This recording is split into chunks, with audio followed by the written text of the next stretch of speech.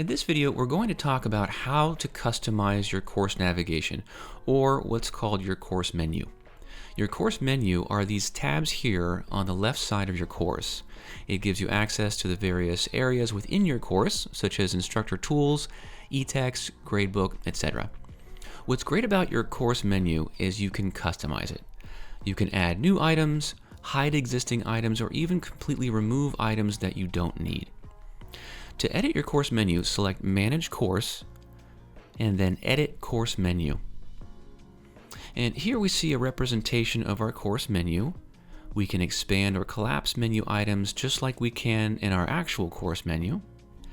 We can select the two rows of dots to the left of an item and drag and drop the item to a new area of our menu to reorder it.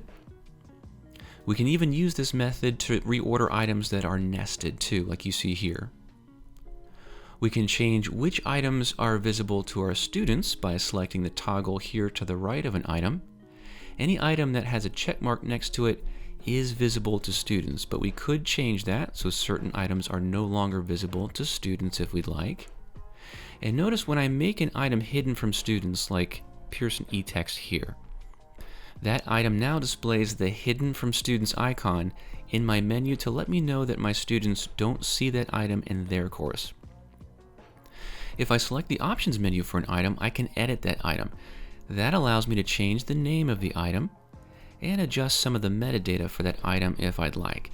I can add a child page to the item, meaning that I could create a new item that's nested, like the items you see here under Course Home, for example. Or if there's an item that I know I don't want to use or see at all in my menu, I could archive that item. That completely removes the item from my course and my students' courses. Now, if I change my mind later, I could always go to Manage Course, select Restore, delete archived pages, and restore that item if I wanted to. But in addition to reordering, renaming, and editing existing items, you can also add new items to your menu.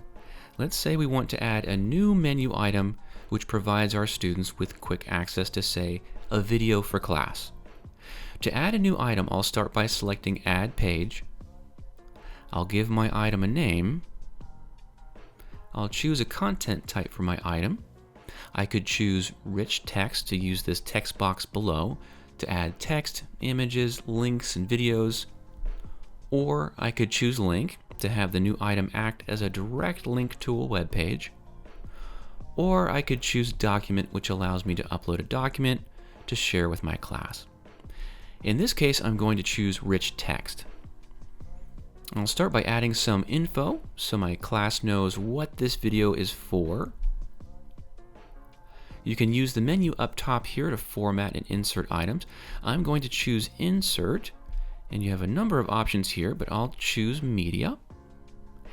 Then I'll simply grab the URL for the video I want to add and paste it into the source field, and then select Save. Now I've added my video to my new course menu item. I can resize it by grabbing and dragging a corner if I'd like.